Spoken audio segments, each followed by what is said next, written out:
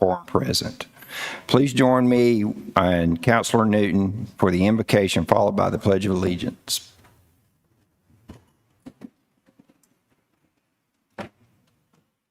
Let us pray.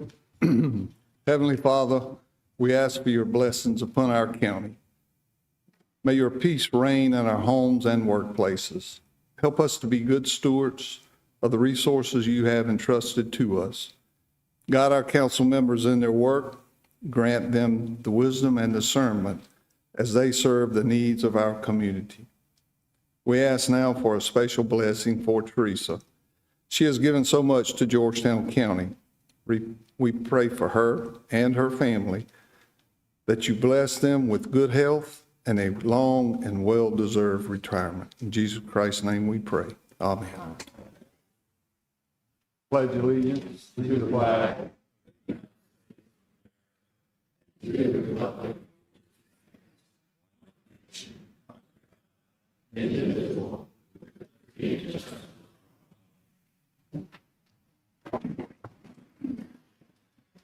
Thank you all. We'll move now to the approval of the agenda. Is there a motion to approve tonight's meeting agenda as published? So moved. So moved by Councilor Newton. Is there a second? Second. Second by Councilor Moran. Any discussion? All in favor, please raise your hands. The agenda is approved.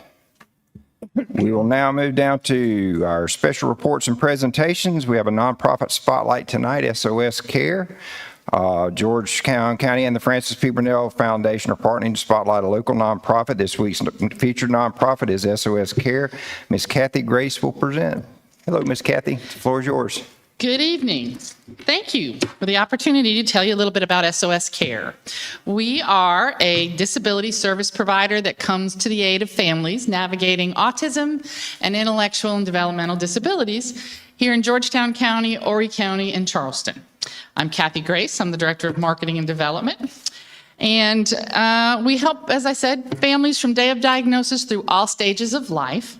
And when 1 in 31 children under the age of 8 are going to be diagnosed with autism, the need is great, and we are doing our best to help those needs. So you'll see a slide presentation that Randy's kind enough to put up for us that will give you an idea of some of the programs that we do. We start, as I said, at the younger age of 6 and 8 years old with ABA therapy. We move on to social skills and pre-employment counseling and employment training and social skills and all the programs that an individual needs. Project Lifesaver helps nonverbal children and adults and is also used for Alzheimer's and dementia patients. We have an employment program with a mobile coffee truck that runs around the county and serves coffee, and that's an employment initiative of SOS Care. And those are some of the baristas that we've trained, and that's our career camp and summer camp are in full swing right now. And those kids are learning what they want to be when they get a job, maybe drive an ambulance, social skills for some of the little ones. And we do a number of programs. Those are some of our employers, both in Horry and Georgetown County.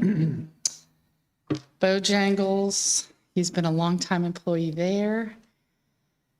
And that's a bakery at one of the grocery stores. We also have an employment program up in Greenville as well. We collaborate with several nonprofits like the Miracle League and help them with their Buddy Day.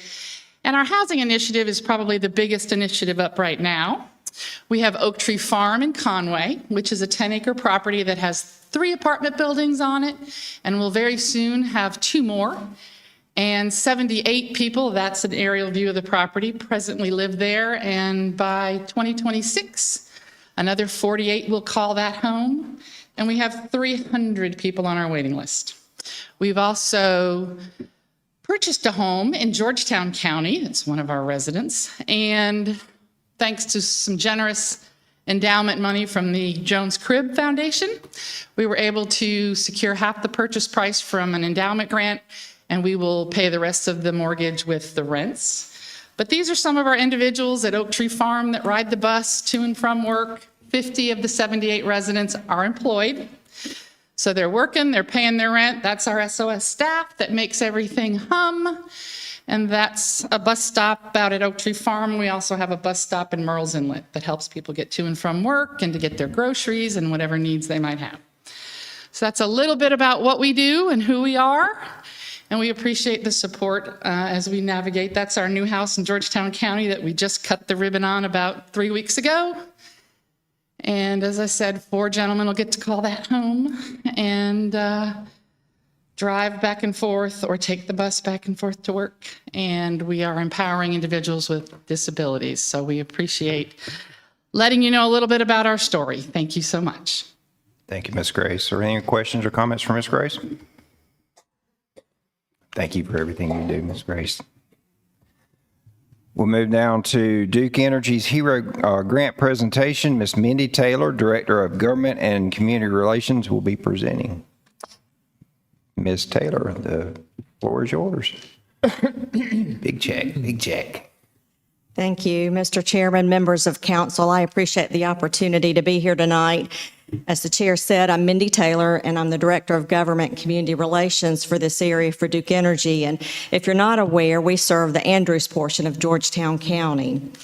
Several months ago, the Duke Energy Foundation issued an RFP to our emergency management partners, offering them the opportunity to apply for a grant for state-of-the-art equipment, life-saving equipment, innovative technology, as well as training. And it was a pretty competitive grant process, and I have to share with you that Brandon Ellis wrote one of the best grants that we had received, so kudos to Brandon for doing that. But tonight I'm here to share with you that the Duke Energy Foundation is granting Georgetown County $12,000 to purchase some state-of-the-art radios that will really enhance their opportunity to respond to emergencies. Thank you, Ms. Taylor. I think we have a picture presentation as well. Please, can we trouble you for that? Yes, sir. All right. Love taking pictures of big checks. Confirm my name on it.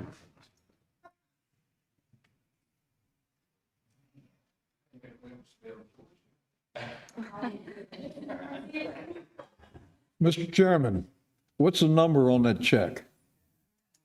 $120,000. Okay. Brandon, good job.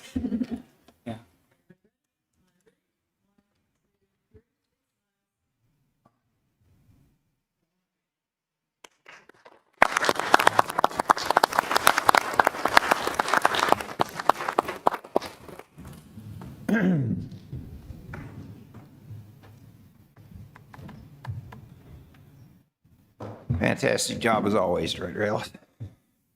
We move now to a presentation from the Clerks Association from Ms. Connie Portee, President of the South Carolina Clerks to Council Association.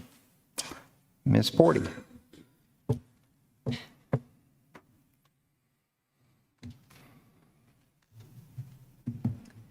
Good evening, Mr. Chairman, council members, and the good citizens of Georgetown. I'm here tonight to present a resolution, and I'm gonna try to do my best without crying, honoring Theresa Floyd for her dedication and service to the South Carolina Clerks to Council Association. Whereas Theresa Floyd has demonstrated exceptional leadership, dedication, and service to the South Carolina Clerks to Council Association throughout her tenure as Clerk to Council of Georgetown County. And whereas Theresa Floyd has served with distinction as Secretary, Treasurer, Vice President of the South Carolina Clerks to Council Association, providing invaluable guidance, expertise, and support to her colleagues and to the organization as a whole. Whereas Theresa Floyd's unwavering commitment to the principles of professionalism, integrity, and excellence has contributed significantly to the success and the growth of the South Carolina Clerks to Council Association, fostering a culture of collaboration, innovation, and mutual respect. And whereas Theresa Floyd's leadership, mentorship, and exemplary service have left an indelible mark on the South Carolina Clerks to Council Association and its members, inspiring others to strive for excellence and embodying the highest standards of professionalism and public service. And whereas Theresa Floyd has announced her retirement after years of dedicated service, during which she has earned the admiration, gratitude, and respect of her colleagues, peers, and the entire South Carolina Clerks to Council Association. Now therefore be it resolved that the South Carolina Clerks to Council Association hereby expresses its deepest gratitude and appreciation to Theresa Floyd for her outstanding contributions, leadership, and service to the organization and its members. Be it further resolved, that the South Carolina Clerks to Council Association extends its warmest wishes to Theresa Floyd for a happy, healthy, and fulfilling retirement filled with joy, relaxation, and adventures. Be it further resolved that this resolution be duly recorded and presented to Theresa Floyd as a token of the highest esteem and heartfelt appreciation of the South Carolina Clerks to Council Association and its members, adopted this 24th day of June 2025, presented Connie N. Portee, President of the South Carolina Clerks to Council Association.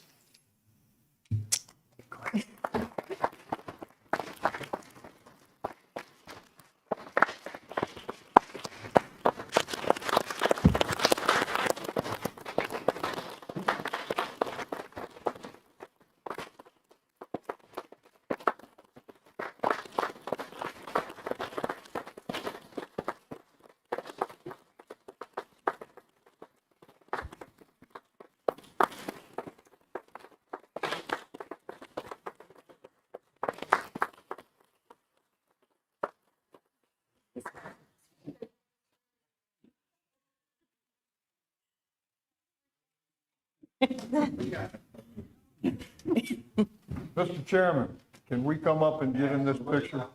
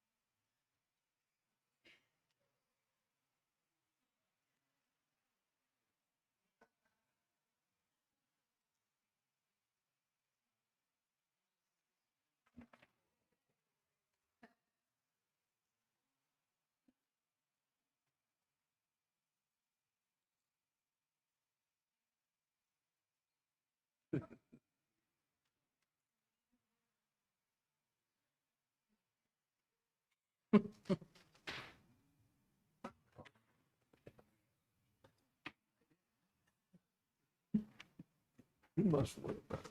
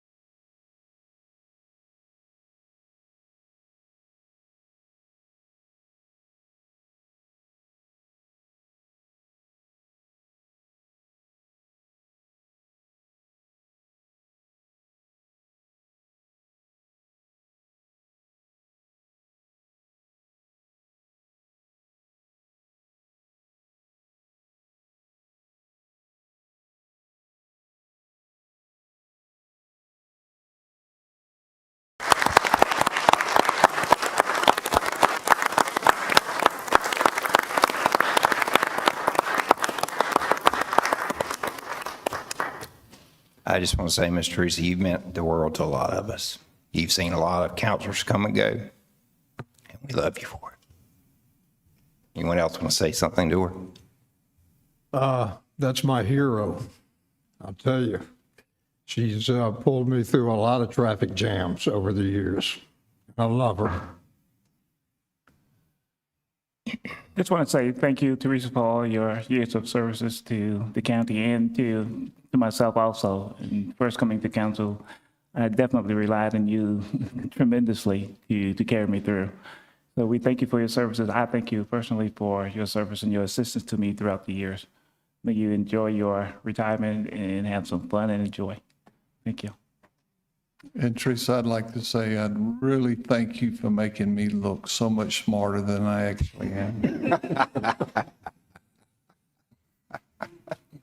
You know I love you.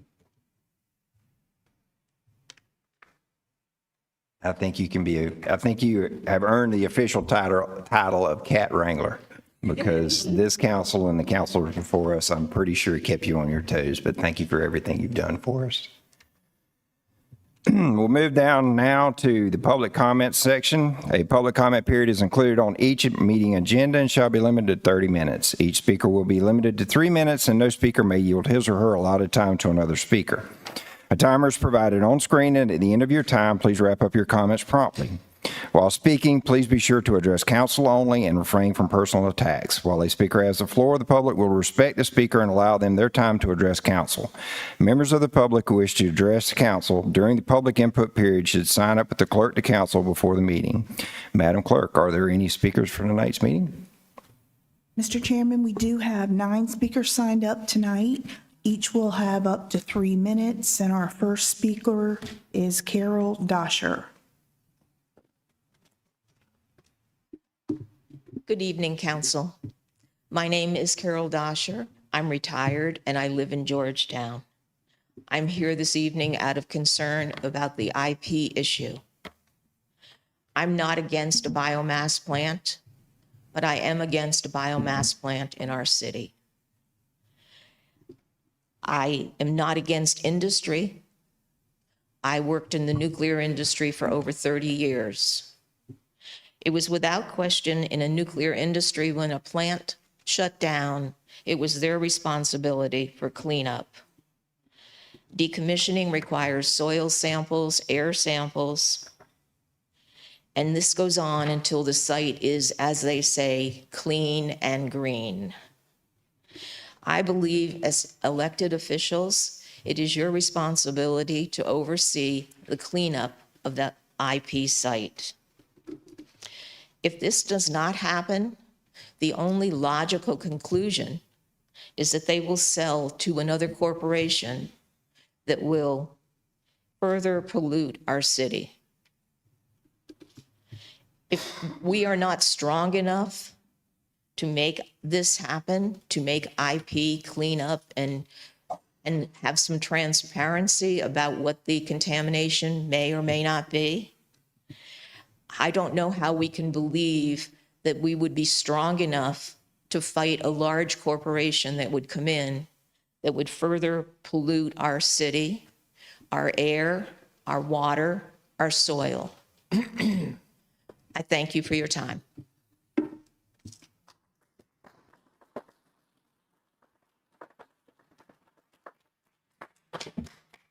Kim Shell.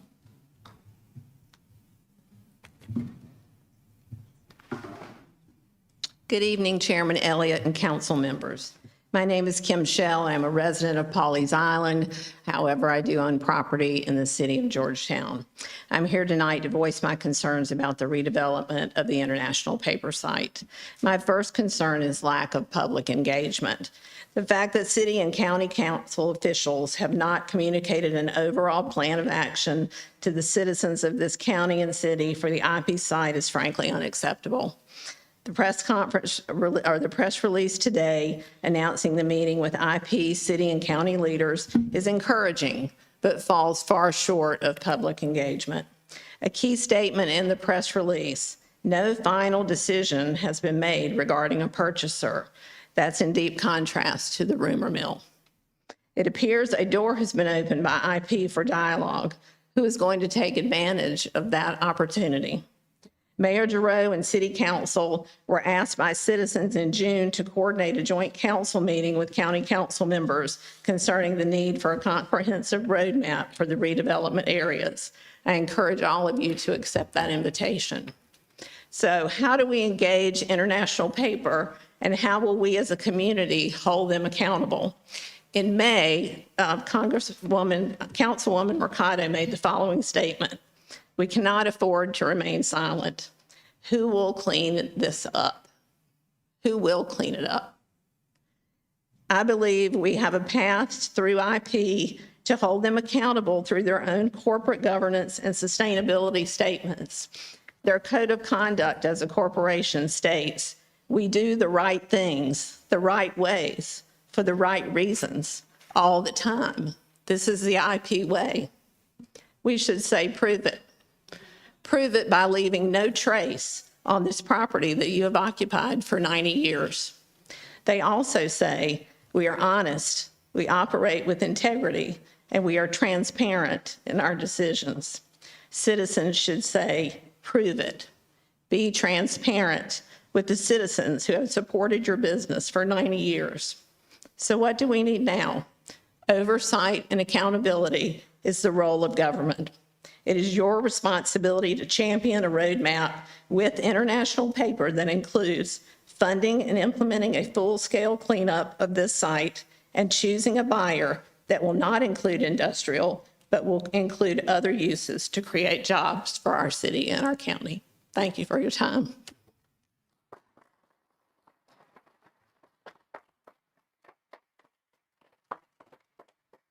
Lauren Leeds.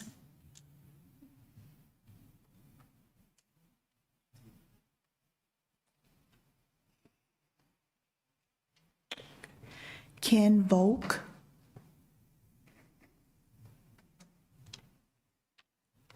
Good evening. As a retired professor, I gave you a lecture at a council meeting a while ago about the term corruption. And as I stated before, the council members in this room do not fit the stereotype of all politicians being corrupt. You do not make decisions based on favors with land developers or even golf course owners. The word corrupt also can be used to describe something that's no longer trusted or reliable. If you have a computer spreadsheet that's corrupt, you may not have the results you expect. To me, the government process and system here is corrupt, and it cannot be trusted or found to be reliable, with campaign promises being shallow, politicians demeaning civic organizations, and votes cast that are contrary to the public wishes. I've been to most of the very vocal planning commission and council meetings that dealt with the land use element. Despite it being many years late as required by law and not reflecting the voice of the people, council still approved it. The recent planning commission meeting voted to have council defer action on the neighborhood amenity district until there's more information about what Mount Pleasant did. Yet council went ahead with it anyway at the first reading. As many times in the past, council simply ignored what the commission recommended. Our state senator was even there, made a point along with many others, but neglected to mention he was actually representing the founders group. As a lawyer and a politician, whose interest is he representing? The Chinese or his constituents? He's also now representing a company to build a heavily polluting, smelling, and cancer-causing biomass plant at the IP site without consulting nearby residents who no doubt suffer by this. How corrupt is this? A democratic culture requires politicians to treat their political opponents as fellow citizens, not as enemies to be smashed. So what's with Councilman Elliott's appointee to the Planning Commission calling Keep It Green Nazis? Has he no decency for a highly respected civic organization? One council member even claimed Keep It Green and the founders group were strange bedfellows, as they both wanted council to defer the plan, but neglected to mention it was for different reasons. Given this is clearly a zoning issue, doesn't the county have the obligation to post signs that ask each and every household along the golf courses if they want to keep the golf courses, or have a fenced-in 5-acre lot for a mega mansion with their own private putting green? Do what the citizens want. Why can't the county be more imaginative and progressive and insist the golf courses remain golf courses? And if the Chinese need to sell, then have the county buy the courses for a truly public course. Wouldn't it be nice to have county residents enjoy a low rate to play golf instead of paying $150 for a True Blue and other courses in their county? Second homeowners and tourists could play, but at a higher rate. From past council meetings, I have little doubt as to what the vote will be here tonight. Some council member representing outside the Waccamaw area, neck area, will have no questions and simply vote yes, while others will ignore the people and their campaign promises. The vote tonight will again reinforce my belief the system here is corrupt. Just let's hope the proposal to incorporate the Wakaman Act goes into effect and to be successful, so residents no longer will be victims of this corrupt system. Thank you.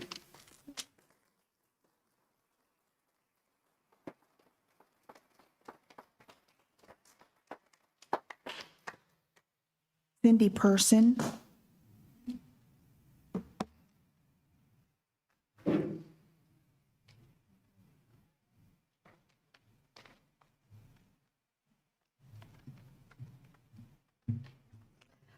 Good evening. Theresa, congratulations. We're going to miss you a lot. I'm here tonight as legal counsel for many residents of both golf course communities. I'm also a 35-year resident of Litchfield Country Club. There is no group of people that better understands the urgency of protecting our golf courses than LCC residents. We saw the unthinkable happen 7 years ago in real life when founders sold off the Litchfield Racquet Club to build high-density condominium units. We certainly support the need to immediately change the existing R10 zoning, but the best, most protective, and the only true protection against residential development is to not allow it. While the proposed neighborhood amenity zoning may be preferable to R10, the problem is that it still allows residential development on our golf courses. We're a golf course community. We appreciate very much the support and efforts of Bob Anderson to amend the language in a way that further minimizes residential impact, but to allow any residential use is an open invitation for developers. From 2007 until 2024, the comprehensive land use plan designated these two golf courses as private recreational, which allowed no residential development. Zoning should have immediately followed suit.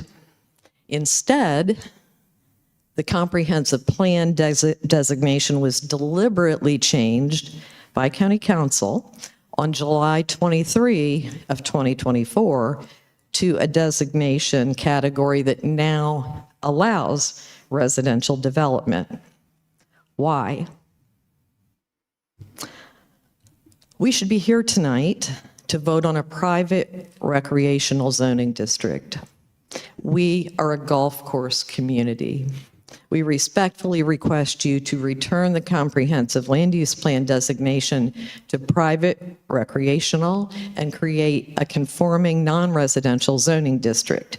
In the interim, temporarily rezone the two golf courses as a neighborhood amenity until the new non-residential zoning district is drafted and approved. Thank you very much.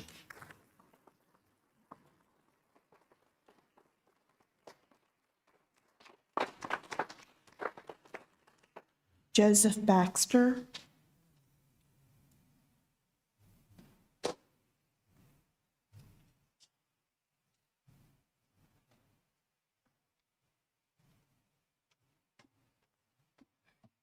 Good evening, County Council. My name is Joseph Baxter. I'm the owner of Baxter's Brewhouse Inn here in downtown historic Georgetown, and we're going to come down and talk about IP. Not a part of the city. Of course, it's a part of the county. It will be, of course, a part of the city after it's annexed in the future. Private parties selling to private parties, and they're inviting you guys in to take a look at it. I think they're trying to be as transparent as possible. They seem like a good company. I've heard some other stuff that follows that as well. Of course, the county owns the port, and now it's talking to individuals about a huge piece of property that's right next to that port. The city's working on the steel mill turning into just an absolute beautiful piece of property. I can envision, in 10 years and 15 years what these pieces are going to look like. And I know that part of that doesn't involve a biomass plant. We'd love the jobs, just not here in the city. And I think that that's my vision, is that for these areas to be redeveloped into restaurants, shops, dining, affordable housing, and just be part of the community instead of segmenting into different portions of the city. I think it all needs to be one. And I think that that's my vision for Georgetown. And I hope that it is our county council's vision towards Georgetown as well. And that these decisions aren't being put up just for votes, but they're being put up for what the constituents wish those areas would be turned into, which is something that I hope is going to be absolutely gorgeous. I have faith in you guys. I have faith in City Council. I want to see you guys work together. It's a big project, right? And I have faith in you guys. So cheers, guys. Thank you.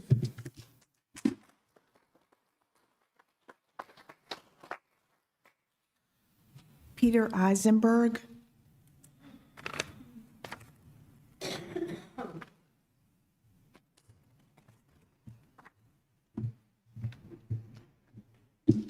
Good evening, everyone. My name is Peter Eisenberg. I've lived in Pawleys Island for the past 26 years. I want to thank Cindy Pearson for her comments. She stole my thunder.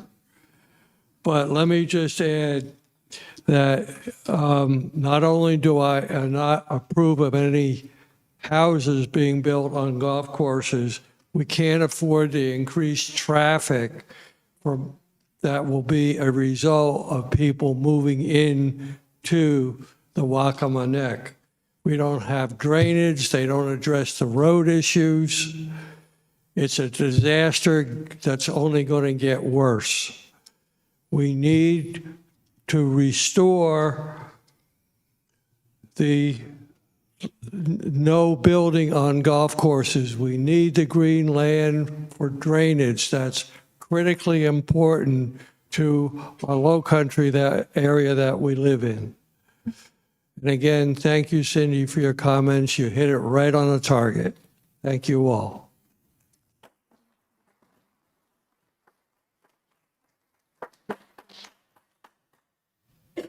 Barry Delflaw.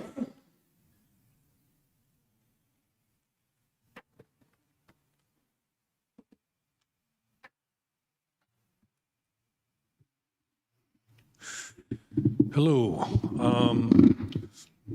I'll try to be brief, but the first meeting I came to, I was shocked that everybody that was sitting up there were volunteers, and I thought, man, there you go. I would never get paid for sitting at home and, have somebody else take my job. I'd have to be on a job to get paid for it. So it seemed like maybe you guys should be docked for not showing up, like the 2 seats that are empty, but that's a little minor thing. What bothers me about this whole thing is about the land use. You're going into existing golf communities and trying to take up every nook and cranny on the existing access roads and stuff. And then you look at Georgetown County, you look at Horry County, and I brought these examples up before, but if you're going in over by the landfill, and correct me if I'm wrong, but when you're going towards the landfill, you can look to the right and the left and see hundreds, if not thousands of acres that have been mowed down. They cashed in on the trees. That's their MO. Cash in on the trees and then it looks like they're going to get it ready for residential, but then they let it sit there for years. Same thing in Horry County, as you're going up towards Costco on Highway 17. If you get over by Coventry Road and you look on both sides as you're going up the highway, you'll see hundreds, if not thousands of acres to the right and the left. And at least they had the good sense to leave groves of trees around it so it doesn't look totally butchered. But the same thing, they cashed in on the trees and they let the land sit there for years, okay? More than 3 years, okay, from what I can tell.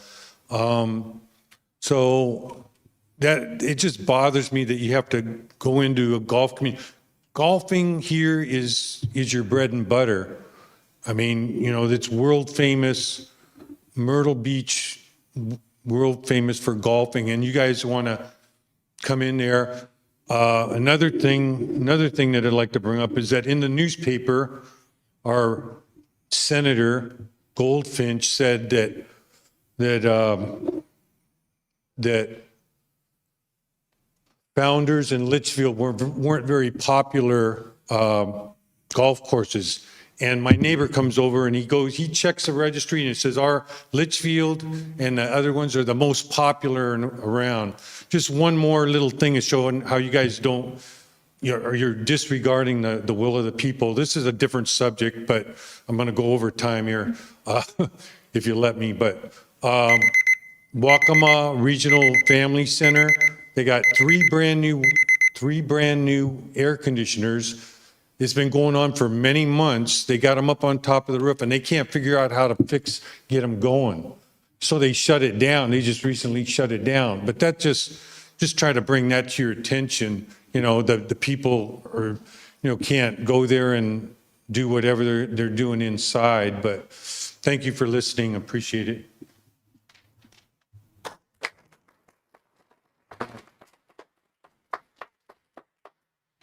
Dell Hemingway.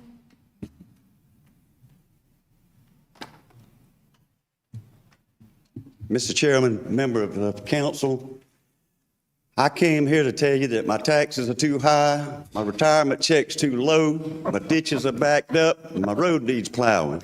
But I'm going to set that aside tonight because I want to talk to you just a bit about one of my favorite people and one of my dearest friends. But, Mr. Chairman, I know that gate and beyond that gate is hallowed ground, but if you could just allow me, I promise I'm not going to bring any harm if I could just pass through for just a moment.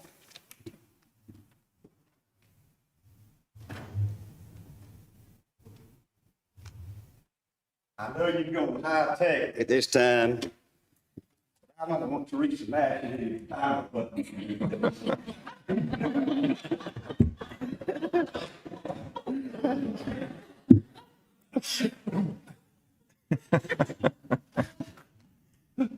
Theresa and I attended our first council meeting 28 and a half years ago at the same time. I was a brand new council member. Theresa was a brand new clerk to council. I shared 23 years of her 28 and a half years. We saw a lot of good things here in Georgetown County. We saw the county recognized as an all-American county. We received multiple of the highest awards from the Association of Counties. We built a lot of facilities. We built libraries. We built courthouse. We renovated this facility and consolidated services. We built recreational facilities. We brought zoning to the western part of the county. And then came 2009, the Great Recession. Followed not too many years after that by the 1,000-year flood. And then six consecutive federally declared disasters. At that point, we looked at each other.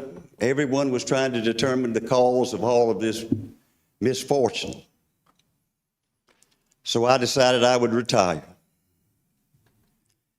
thinking it was me. But then came COVID. Then came the big computer crash. And now the paper mill closing. So Theresa has humbled herself. And stepping back is another test just to determine what the heck's going on.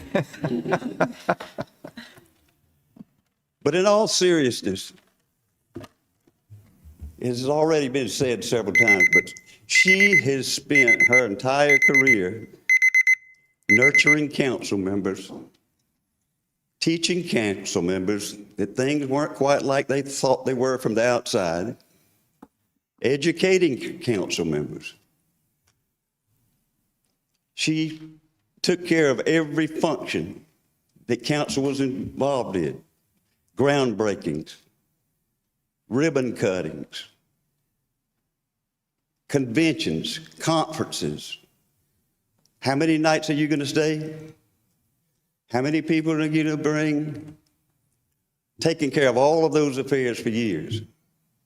And then there's council meetings, the agendas, And I'm sure many of you read the account that was published about her comments about moving from paper agendas to the technology bring about electronic agendas, and what a wonderful time that was.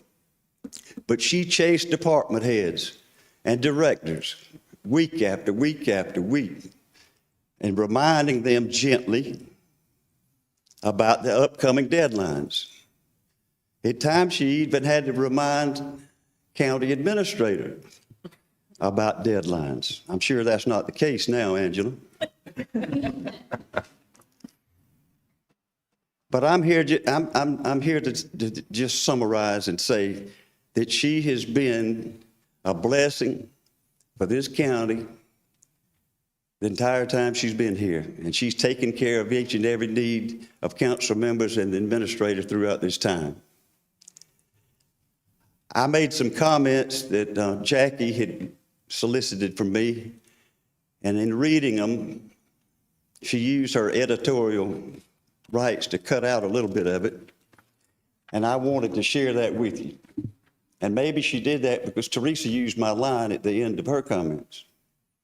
I'm often asked if I miss being with the county, and my response has always been, I miss the people, but I don't miss the drama. And it looks like y'all got plenty of drama still going on around here. But I'm here to tell you, right at the top of the list of the people that I miss the most is Theresa Floyd. Theresa, now it's your time. We've watched each other's families grow. These two young ladies over here were bouncing around her office. One is a preschooler. We've shared loss of friends and family members throughout that time. A lot of great memories. But it's time to start making those reservations for yourself. Start making those trip plans for yourself. Enjoy your family. You're most deserving. I highly recommend retirement. It's a good deal. Congratulations, and I wish the best for you and your family.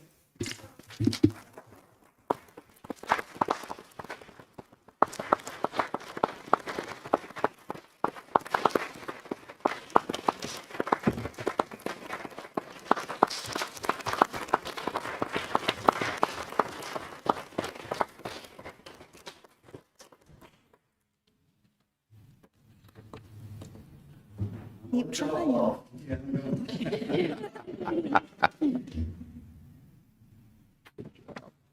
Thank you, everyone, for all your comments. Move down now to the consent agenda. We have 7 matters on the consent agenda that were previously approved by virtue of the agenda approval process. Procurement number 25-03037, Highway 17 South at Litchfield Drainage Improvements. Staff recommends award to the lowest bidder, Greenwall Construction Services, Inc. of Myrtle Beach, South Carolina, for a total contract amount of $2,338,845.38. Procurement number 24-077, a rebid on the tennis courts at Stables Park. Staff recommends award to the lowest responsive and responsible offer, Green Wave Contracting, Inc. of Georgetown, South Carolina, for a total contract amount of $1,654,065. Change order number 1 to contract number 230-028, East Andrews Drainage Improvements, Phase 1 and 2. Staff recommends updating the contract total with Green Wave Contracting LLC of Andrews to $3,069,821.20. Procurement number 25-041, upfit of 8 police vehicles for the Sheriff's Office. The Sheriff's Office recommends the procurement of upfitting the police vehicles, 8 units as listed above, with the Tri-County Upfitters of Piedmont, South Carolina, under their South Carolina State Contract 4400025309. Contract number 20-059, task order number 15, runway 11-29, reconstruction of the Georgetown County Airport. Jim Taylor, Airport Manager, recommends to proceed with the proposal received by Talbot and Bright under the existing contract 20-059 for professional engineering services, contract number 20-059, task order number 17, 18B survey for runway 11-29 reconstruction, Georgetown County Airport. Jim Taylor recommends to proceed with the proposed received by Talbot and Bright under their existing contract 20-059 for professional engineering services, procurement number 25-042, Georgetown Bake Gym HVAC replacement project. Public Services and Facility Services staff recommend award to Train utilizing Omnia Cooperative contract in the amount of $269,754 inclusive of taxes. We move down to resolutions and proclamations. Resolution number 25-20, authorizing an economic development project by and between Georgetown County, South Carolina, the county, and Santee Electric Cooperative, Inc., acting for itself, one or more affiliates, and/or other project sponsors, collectively the company, and other matters relating thereto. Our County Administrator, Ms. Angela Christian, will give us a report. Ms. Christian, you have the floor. Good evening. Resolution 2520 authorizes the spec building number 6 in the Georgetown Industrial Park in collaboration with Santee Electric and the county. This resolution authorizes the transfer of property for the benefit of economic development. Staff is authorized, empowered, and directed to do all things necessary to transact business under this resolution. Staff requests your approval for Resolution 2520.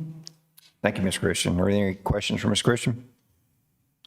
Ms. Angela, that was the building under construction now, the 100,000 square foot? Yes, sir. When is it expected to be completed?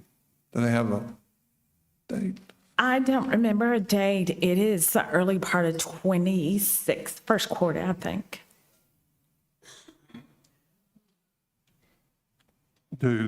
Are they trying to sell that basically before it's done like the previous one, or? Absolutely. I should have rephrased that. I know they're trying to sell it. Do they have any good leads on that facility? There are several folks that have already contacted us about that building.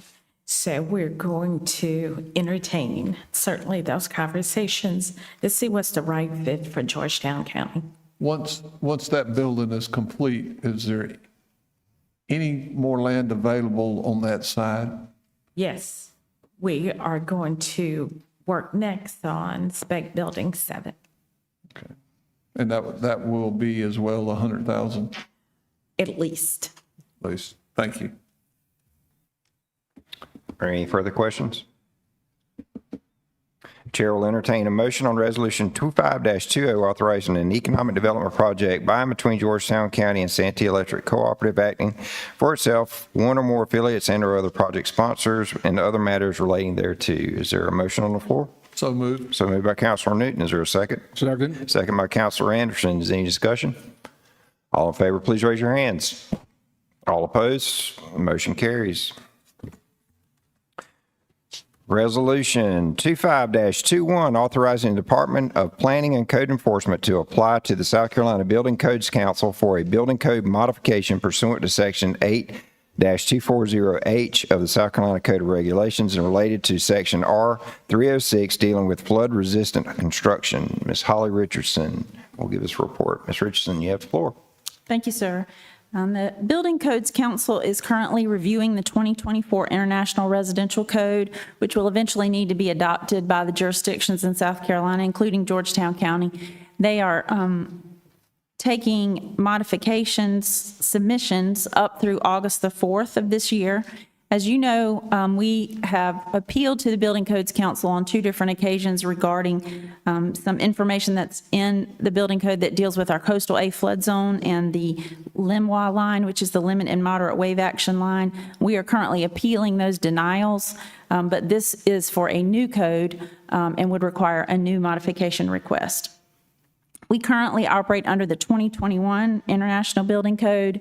We anticipate that in 2027 would be the time, by the time the Codes Council works through this code, would be the time they would expect us to adopt the 2024 version. Mr. Elliott, our building official, has thoroughly reviewed the new code language, and he is recommending that Section R306, that deals with flood-resistant construction, be removed from the main body of the code and into an appendix. The adoption of the appendices of the code are voluntary, and that way the county could decide whether or not to adopt those sections of the code. As we've discussed before, the coastal A zone and the extra requirements for things within the Limois line exceed what is required by FEMA in their NFIP guidelines that were given, and in staff's opinion, those should be determined on a case-by-case basis by the county whether they want to adopt those additional restrictions. We don't feel that the building code should be used as the method to adopt something beyond what FEMA requires. Like I said, code modification request may be submitted to the Codes Council, and now is the time to do it. However, Mr. Elliott cannot make that modification request on his own. He needs a resolution from this body to authorize him to go before that council and make this request. That's what we're asking you to do for us tonight. And I'll be glad to answer any questions. Mr. Elliott is also here if you have more specific questions. Thank you, Ms. Richardson. Are there any questions for Ms. Richardson? I have a question. Councilor Anderson. So the Limois line, and we've beat this to death now. What do we look at? We're looking at moving it into an appendix? I think that's Mr. Elliott's suggestion, is that that requirement that we comply with the coastal A zone be removed from the main body of the building code and put into an appendix. That way we could decide whether or not to adopt that portion of it. Okay, and then with that change, will that have to go back before the state building code? Yes, the Codes Council is reviewing this new code now, so we would present this to them as a suggested change before the new code is adopted by the state. All right. Well, that sounds like another good try, so I'm definitely in line with that. Thank you. Let me ask Ms. Richardson, what would be the impact of Georgetown County if the code were to remain, well, if it were to remain the way it is now? What kind of impact would that be to Georgetown County? Mr. Elliott might could explain further, but I think it basically, what they define as the coastal A zone means if you're within a coastal A zone, you basically have to be treated like you're within what we call a VE zone, like beachfront property. So they have to be elevated on pilings. In coastal A zones, that we have some on our map that are in Wedgefield, for example, in areas that are not along the beach where you would expect those additional costly requirements to be. So basically it would increase the cost of building within the county? We believe so, yes, sir. Thank you. As a designer, I can tell you that this is something we definitely want to try everything in our power to overcome. So I'll just leave it at that. It's very important that we get around this. We've got a bunch of people up there in Columbia on the building. What do we call them? Building Codes Council. The Building Codes Council, and there is no one on there that knows anything about flooding or any riverine situations, and so we've got to stop this. And my hat's off to you out there, young man. I hope this works for us.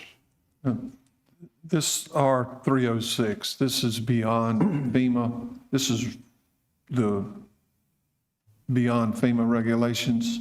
Yes, sir. FEMA makes complying with the coastal A zone voluntary, but placing it in the building code makes it mandatory. Okay, so we want to eliminate R306, correct? Well, I think Mr. Elliott's suggestion is to move it to an appendix. Move it to an appendix. This won't endanger us in receiving FEMA funds if needed in the future, will it? Right. We do have to adopt this code once it's passed, and that's why now is our opportunity at the beginning of this cycle to suggest these changes and get them amended. But yes, once they pass the building code, we will be required to adopt it, just like we were required to update our maps at a recent meeting and update the flood ordinance that FEMA proposed. But we feel like this is our opportunity to get that addressed. Thank you, Holly. I have one last question. Do we have the support of our legislators behind us, our local legislators, senators, and House representatives? I know they've been trying to help us. Are they aware of this? I'm not sure if they're aware of this latest effort for the new code, but I do know that Mr. Watson has been working closely with them on the appeals and trying to change some language for the current code. Okay, thank you. Any further questions for Ms. Richardson? The chair will entertain a motion on resolution number 25-21, authorizing the Department of Planning and Code Enforcement to apply to the South Carolina Building Codes Council for a building code modification pursuant to Section 8-240H of the South Carolina Code of Regulations related to Section R306 dealing with the flood-resistant construction. Is there a motion on the floor? So moved. So moved by Councilor Anderson. Is there a second? Second. Second by Councilor Newton. Any discussion? All in favor, please raise your hands. All opposed? The resolution is approved. Proclamation number 25-22, proclaiming July as the Parks and Recreation Month in Georgetown County. We will have a report from Ms. Jackie Broach, our PIO. Ms. Broach, you have the floor. Mr. Chairman and members of council, July marks the 40th anniversary of Parks and Recreation Month, a national observance that celebrates the vital role that Parks and Recreation plays in building stronger, healthier, and more connected communities. Since its inception in 1985, this annual celebration has recognized the professionals, volunteers, and programs that make these spaces and opportunities possible. This year's theme is Build Together, Play Together, and it speaks to the collaborative spirit behind everything that our Parks and Recreation Department does in Georgetown County, from maintaining public parks and playgrounds to organizing programs that bring neighbors together, encourage wellness, and inspire lifelong memories. Georgetown County's Parks and Recreation professionals create spaces that are inclusive and accessible, help foster community pride, and support the physical and mental well-being of residents of all ages, whether it's a child learning to swim in the mobile pool at Shop E this week, the free youth sports camps we'll host next month, families experiencing the outdoors together as part of our GOAT, Georgetown Outdoors and Beyond, Georgetown Outdoor Adventure Trails program, or seniors finding community through fitness classes. These moments are the building blocks of a thriving Georgetown County. We respectfully ask Council to adopt Proclamation 2522, recognizing July as Parks and Recreation Month in Georgetown County to honor the contributions of our Parks and Recreation staff and the positive impact their work has on our community every day. Thank you, Ms. Broach. Are there any questions for Ms. Broach? Hearing none, the chair will entertain a motion on Proclamation 2522 proclaiming July as the Parks and Recreation Month in Georgetown County. Is there a motion on the floor? So moved. So moved by Councilor Anderson. Is there a second? Second. Second by Councilor Charlton. Is there any discussion? All in favor, please raise your hand. All opposed? Proclamation is approved. This is a photo opportunity. I believe we have Ms. Beth Goodall from Parks and Recreation here, as well as Mr. Marvin Neal from our Parks and Recreation Commission. Ooh, hot dog.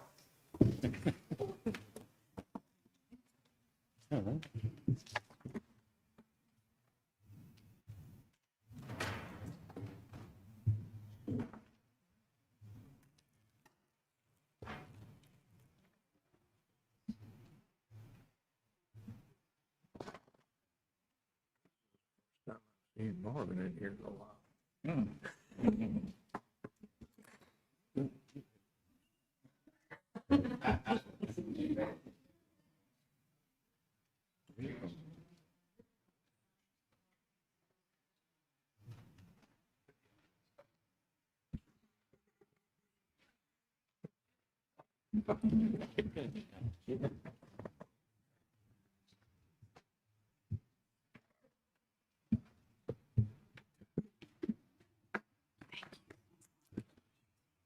Thank you both.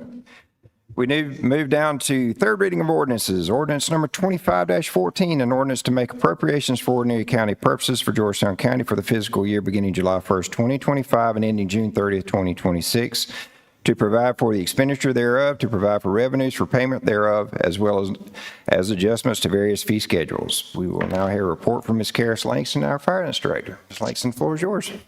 Good evening, Mr. Chairman, County Council.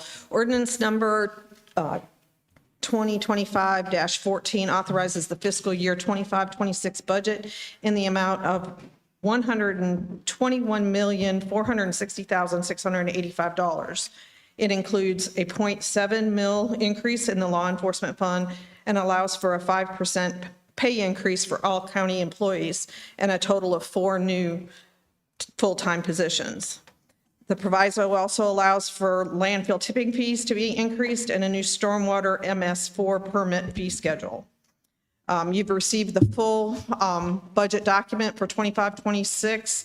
It should be at your place there. It's got all the details of the budget. So unless you have any questions, staff asks for third reading approval of ordinance 2025-14. Thank you, Ms. Langston. Are there any questions for Ms. Langston? What percentage was that on the tipping fees, Karis? What percent increase? Yeah. I don't know that we have a percent increase. It was like $1 more. And he's got that in a schedule to increase by $1 every year until 2029, until July of 29 or fiscal year 30. It's on page 5 in the book. Are any other questions for Ms. Langston? Hearing none, Chair will entertain a motion on ordinance number 25-14, an ordinance to make appropriations for ordinary county purposes for Georgetown County for the fiscal year beginning July 1st, 2025, ending June 30th, 2026, to provide for the expenditure thereof, to provide for revenues for payment thereof, as well as adjustments to various fee schedules. Is there a motion on the floor? So moved. So moved by Councilor Charlton. Is there a second? Second. Second by Councilor Moran. Any discussion? All in favor, please raise your hand. All opposed? The ordinance is passed. We now have a budget. We move down to ordinance number 25-16, a request to rezone one parcel located off Powell Road in the Sandpit community totaling approximately 103.88 acres, identified as TMS number 01-0434-033-00-00 from Village 10,000 square feet residential or VR10 to Forest and Agricultural. This is in County Council District number 3. We will hear a report from Ms. Holly Richardson. Ms. Richardson, you have the floor. Thank you. As you said, Mr. Chairman, this property is currently zoned VR10. VR10 allows for 4 residential units per acre. The proposed rezoning is to forest agriculture, which will only allow for 1 unit per acre. In terms of that, this is a proposed downzoning. For residential, FA does also allow for some agricultural and limited commercial uses. The dimensional standards change to 50 for the front, 20 for the sides, and a 30-foot setback for the rear of the property. The future land use map designates this property as rural village, and all the other surrounding properties are also designated as either rural village or rural residential. Staff feels that the proposed rezoning to FA is in compliance with the current designation on the future land use map. We're not recommending a change. The commission held a public hearing on this back in April. There was no opposition to the request. The commission voted 7-0 to recommend approval for the rezoning change. We haven't had any changes since you gave this second reading. Thank you, Ms. Richardson. Are there any questions for Ms. Richardson? You've heard a report on ordinance number 25-16 from Ms. Richardson, a request to rezone one parcel located off Powell Road in the Sandpit community totaling approximately 103.88 acres, identified as TMS number 01-0434-033-00-00 from VR10 to Forest Agriculture, FA. Is there a motion on the floor? So moved, Mr. Chairman. So moved by Councilor Newton. Is there a second? Second. Second by Councilor Morant. Is there any discussion? All in favor, please raise your hands. All opposed? The ordinance passes. We'll move down to ordinance number 25-18 to amend Article 4, General Provisions, Article 5, Establishment of Districts, Article 6, Requirements by District, Article 7, Area, Yard, and Height Requirements, and Article 10, Sign Regulations to add a new zoning district, the Neighborhood Amenity Zoning District, to provide for the protection of open spaces for existing neighborhoods in the event of the closure of an existing recreational or sporting facility. We'll get a report from Ms. Richardson. Ms. Richardson, the floor is yours. Thank you. This district was created at council's direction. As you said, it's a way to provide a suitable new district for recreational facilities that are adjacent to existing neighborhoods in the event that those facilities close and are redeveloped in the future. The proposed language does follow the guidelines of the land use element for golf courses that are not zoned as planned developments. This proposed agenda item would only, again, add the text for the new neighborhood amenity district to our zoning ordinance. The next two agenda items would, of course, deal with rezoning the actual golf courses themselves. As a reminder, the Planning Commission did look at this at a recent meeting. They did not provide a positive or a negative recommendation for you, but instead they recommended that council defer action until some information was attained based on a recent court case from Mount Pleasant and a similar ordinance from that town. That information has been provided to you in your packet. That's the Conservation Recreation Open Space District that we discussed last month. The changes that we discussed last month have already been included in the ordinance. That dealt with removing the cluster language. We are now dealing with 1 residence per 5 acres, and those lots would have to have 100 feet of frontage on an existing right-of-way at the time that the ordinance is passed. Those changes have been made, and we have not made any further changes since second reading. Thank you, Ms. Richardson. Or is there any questions for Ms. Richardson on ordinance 2518? Hearing none, we would entertain a motion on ordinance 2518 to amend Article 4 General Provisions, Article 5 Establishment of Districts, Article 6 Requirements of District, Article 7 Area, Yard, and Height Requirements, and Article 10 Sign Regulations to add a new zoning district, the Neighborhood Amenity Zoning District, to provide for the protection of open spaces for existing neighborhoods in the event of the closure of an existing recreation or sporting facility. Is there a motion on the floor? So moved for approval. So moved by Councilor Morant. Is there a second? Second. Second by Councilor Anderson. Is there any discussion? All in favor, please raise your hand. All opposed? The ordinance passes. Move down to ordinance 2519 to rezone Litchfield Country Club golf courses located throughout the Litchfield Country Club neighborhood and along Country Club Drive in Litchfield, identified as TMS 04-0186-089-00-00 from 10,000 square foot residential or R10 to Neighborhood Amenity District NA. This is in Council District number 6. Ms. Richardson, you have the floor. Thank you. This tract contains about 156 acres according to our GIS and is home to the Litchfield Golf and Country Club. The course is currently zoned R10, as is the adjoining residential neighborhood. This property also contains a clubhouse and associated parking. This is also a council-generated rezoning request that would bring the property into compliance with the land use element and the future land use map of the comprehensive plan. The current R10 zoning would allow for single-family homes on quarter-acre lots. Mobile homes are not allowed. It also allows for public buildings, accessory uses, substations, and amenities for subdivisions. The current R10 zoning does not allow for a golf course.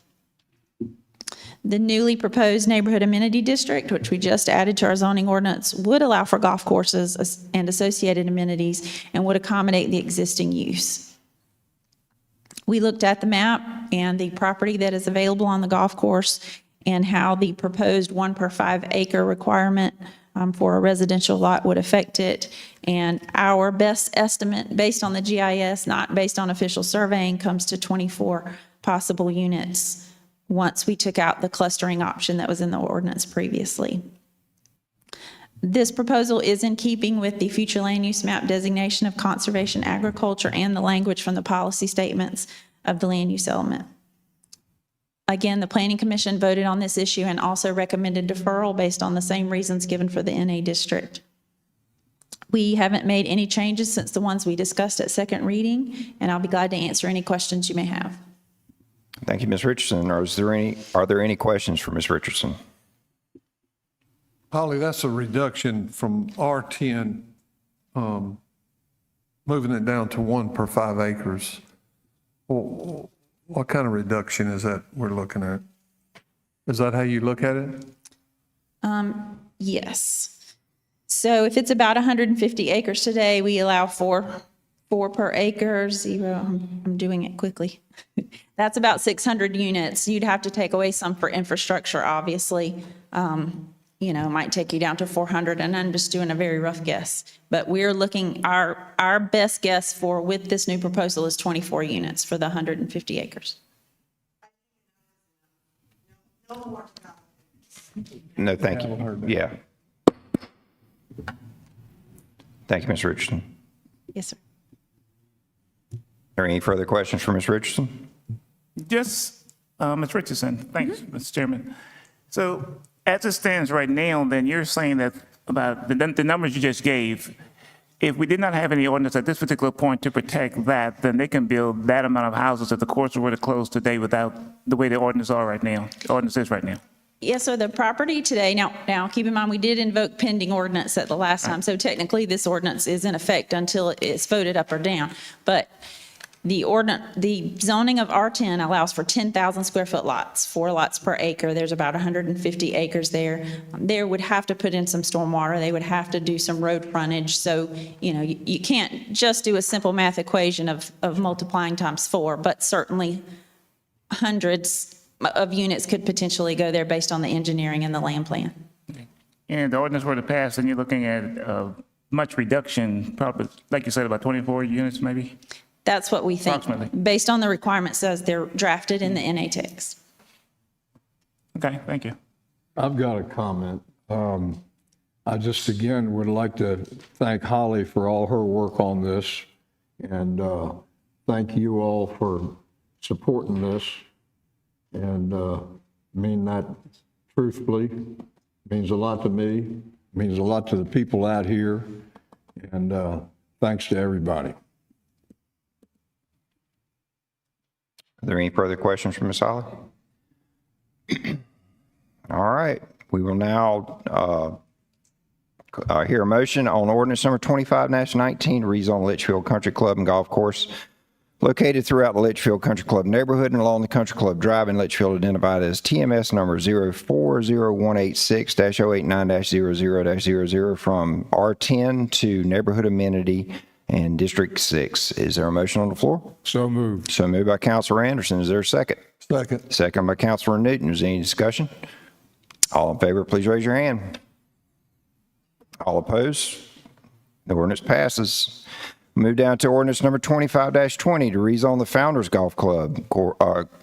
Club Golf Course located throughout the Hagley neighborhood and at the intersection of Kings River Road and Highway 17 in Pawleys Island, identified as TMS 040208-087-00-00 from 10,000 square foot residential or R10 to neighborhood amenity District NA. This is in Council District number 2. Ms. Richardson, you have the floor. This tract contains about 165 acres according to our GIS, and is home to the Founders Club Golf Course. This course is also currently zoned R10, as is the adjoining residential neighborhood. It also contains a clubhouse and some associated parking. This is also a council-generated rezoning request to bring the property in compliance with the land use element and the future land use map of the comp plan. Same as before, the R10 zoning allows for 4 lots per acre. It does not allow for mobile homes and some other ancillary uses. The new NA district would allow for the golf course use and accommodate the amenities and the existing use. This is a section where the neighborhood commercial portion of the NA district also applies, because the Founders Golf Club does have a section that fronts on Highway 17. The ordinance would allow for neighborhood commercial development on any portion that fronts on an existing four-lane highway. The development also has to maintain the 90-foot setback off Highway 17. Same number, interestingly enough, we came up with for this golf course based on the acreage, based on the frontage for the existing golf course property. Our best estimate is 24 lots without the clustering option, with the 1 house per 5 acre limit for this. This proposal is in keeping with the future land use map of the comp plan. This area is designated as conservation agriculture. The commission, again, unanimously voted to recommend deferral on this issue pending the other items that we've already discussed. We put in the changes that we discussed at second reading, and we haven't had any further changes since our last meeting. I'll be glad to answer any questions for you. Thank you, Ms. Richardson. Are there any questions for Ms. Richardson on ordinance 25-20? This guy's got his hand up. He don't know. He can't ask nothing. Sir, you already had your comments. This is for council only, please. Thank you. Are there any questions for Ms. Richardson? Hearing none, the chair will entertain a motion on ordinance number 25-20 to rezone the Founders Club Golf Course located throughout the Hagley neighborhood and at the intersection of Kings River Road and Highway 17 in Pawleys Island, identified as TMS 04-0228-0208-087-00-00 from R10 to Neighborhood Amenity NA. Is there a motion on the floor? So moved. So moved by Councilor Anderson. Is there a second? Second. Second by Councilor Morant. Is there any discussion? All in favor, please raise your hand. All opposed? Ordinance is passed. We move down to second reading of ordinances. Ordinance number 25-21 to amend the previously approved Sanderling Bay subdivision zoned as Flexible Design District FDD, located on the corner of Martin Luther King Road and Pettigrew Drive in Pawleys Island, identified as TMS number 04-0413-047-00-00 for a change to the rear setback regulation. This is in Council District 6. Ms. Richardson, you have the floor. Thank you. The Sanderling Bay project is a subdivision with 22 single-family lots. It was approved as a flexible design district. There are currently 4 unfinished homes that are under construction today there.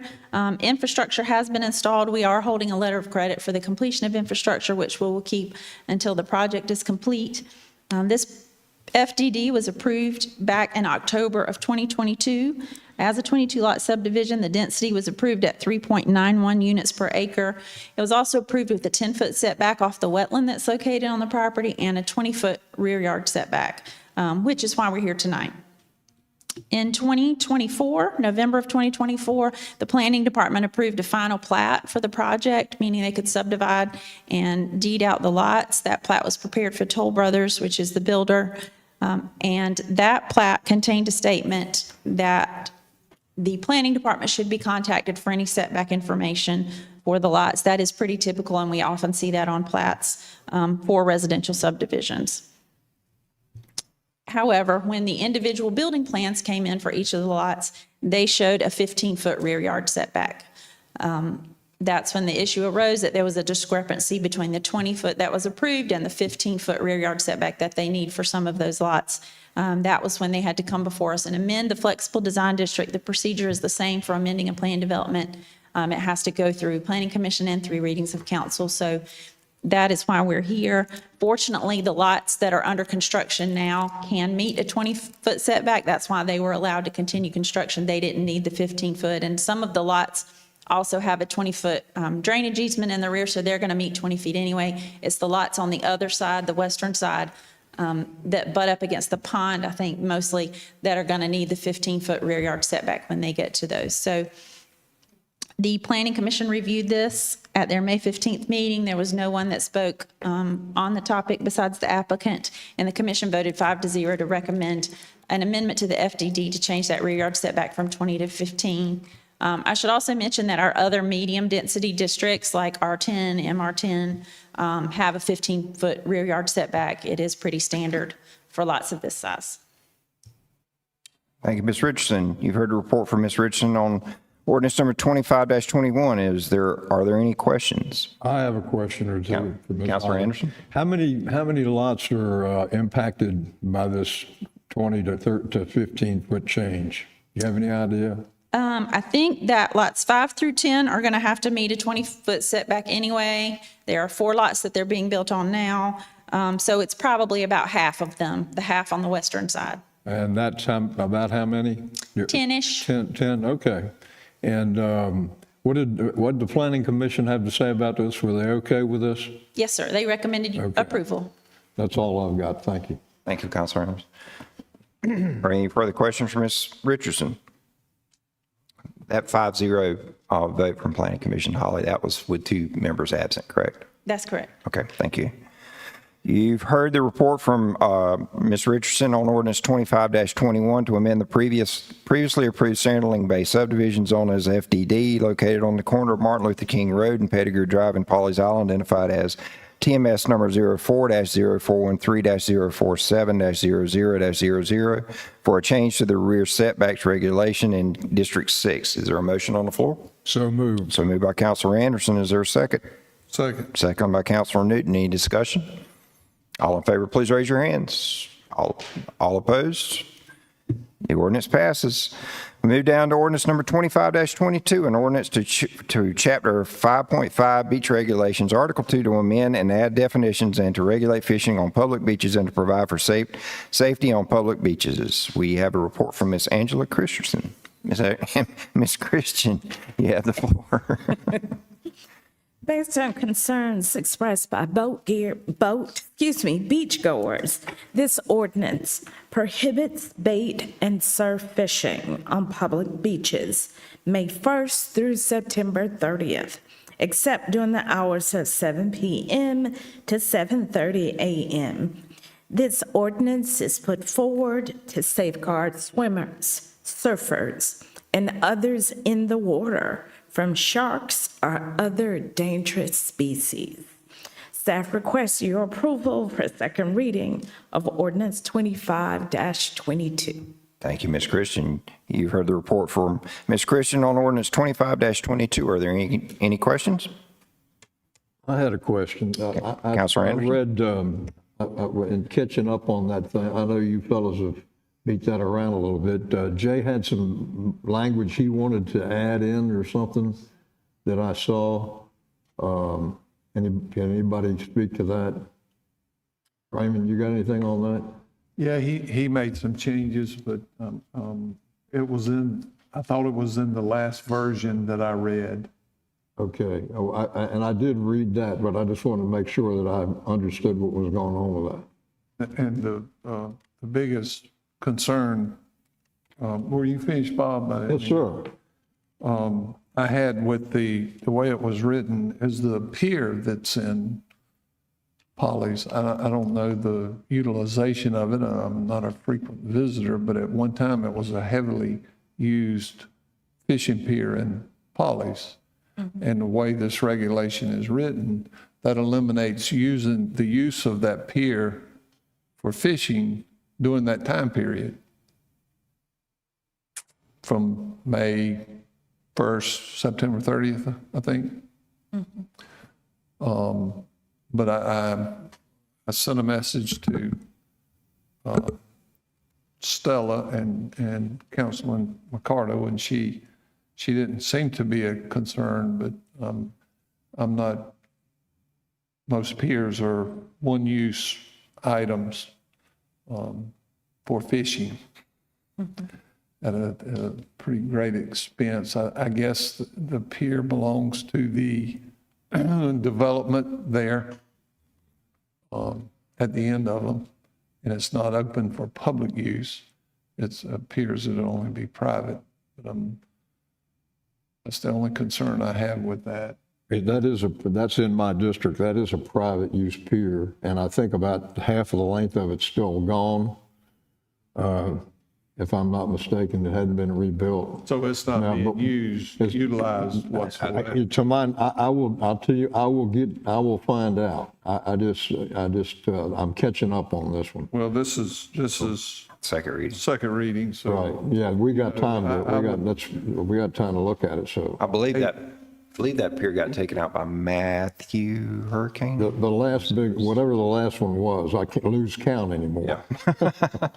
My knowledge, it hasn't been repaired, so I don't. Yeah, right, it has not. Yeah. I would hate for us to pass this and they have some big plans for it. And I agree with you. I'm glad you brought that up. But, we can go ahead and pass it. Right. Find out a little more information before the third reading. We will follow up. Are there any further questions for Ms. Christian on ordinance 25-22? I'll move to approve second reading. Yeah, there's a motion on the floor by Councilor Anderson to approve ordinance 25-22, an ordinance to chapter 5.5 beach regulations, article 2, to amend and add definitions and to regulate fishing on public beaches and to provide for safety on public beaches. Is there a second?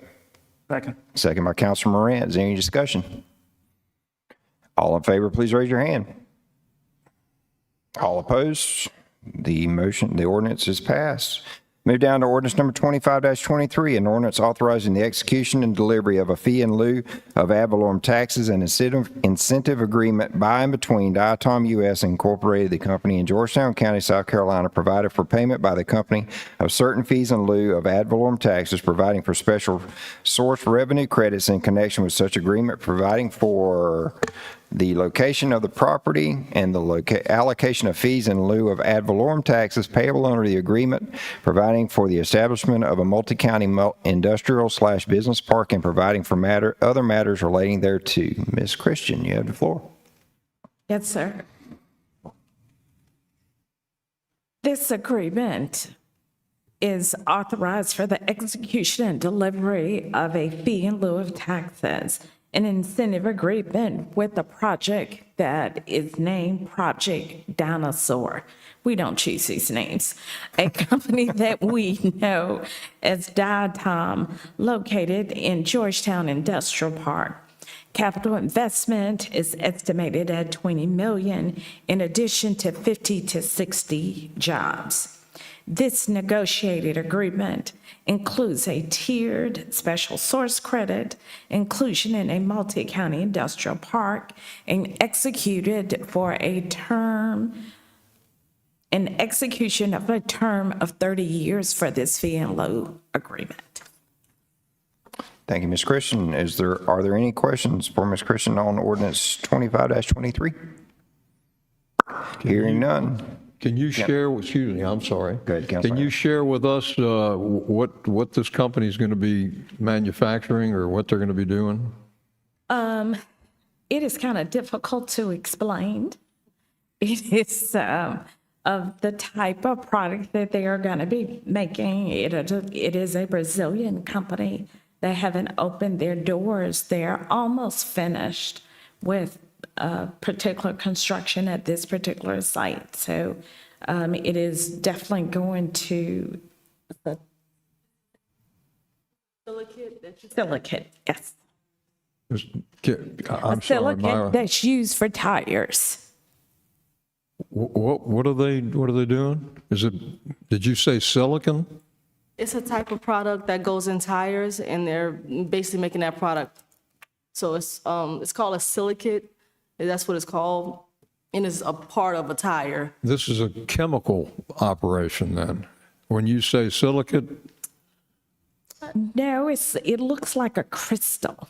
Yeah, right. I would like a put that in crystal. that category. Okay. Thank you. And that's in the Andrews? Yes, sir. Yeah, okay, thank you. Over by herself on the east side of the park. Yes. Kind of hid away from everything. Are there any further questions for Ms. Christian on ordinance 25-23?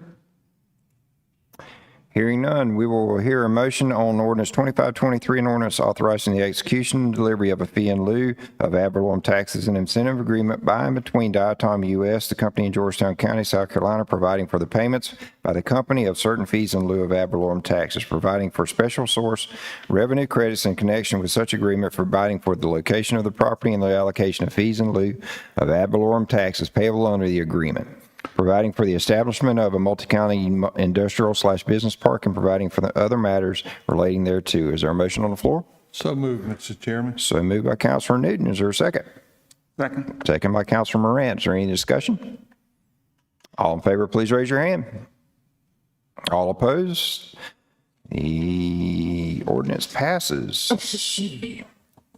All right, we move down to the first reading of ordinances. The following ordinances are to be read into the record by title only. Ordinance number 25-24, an ordinance to authorize and approve an agreement for the development of a joint industrial and business park by and between Horry County and Georgetown County for property located in Horry County at Postal Way, to require the payment of fee in lieu of ad valorem taxes by businesses and industries located in the park, to apply zoning and other laws in the park, to provide for law enforcement jurisdiction in the park, and to provide for the distribution of park revenues within Georgetown County. Ordinance 25-25 to amend Georgetown County Procurement Ordinance number 20-32. We move down to the approval of minutes. We will now look at the regular council meeting minutes for May 27th. There's a motion on the floor. So moved. So moved by Councilor Charlton. Is there a second? Second by Counselor Morant. Is there any discussion? All in favor, please raise your hand. The minutes are approved. We will now move into an executive session for a legal briefing. Executive session to discuss economic development matters pursuant to SC Code annotated 30-4-708-5. Is there a motion on the floor to move into executive session? So moved. So moved by Counselor Newton. Is there a second? Second. Second by Counselor Morant. Is there any discussion? All in favor, please raise your hand. All opposed? We are now in executive session.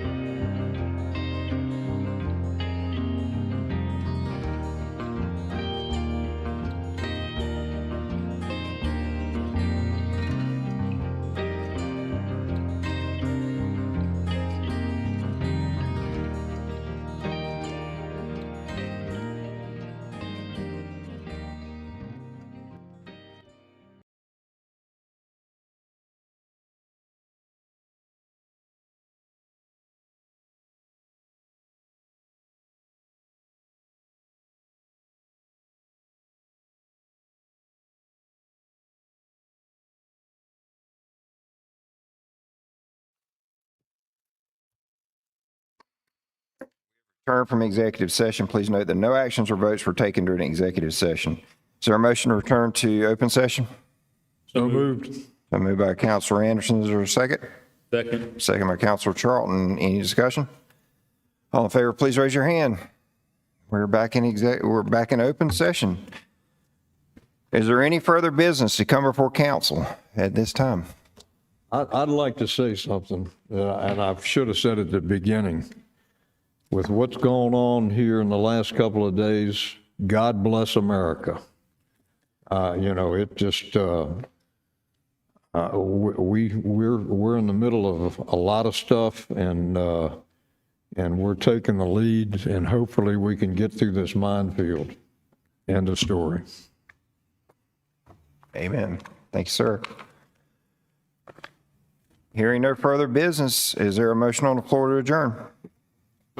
So moved by Counselor Morant. Is there a second? Second. Second by Counselor Charlton. Is there any discussion? All in favor, please raise your hand. All opposed, we stand adjourned.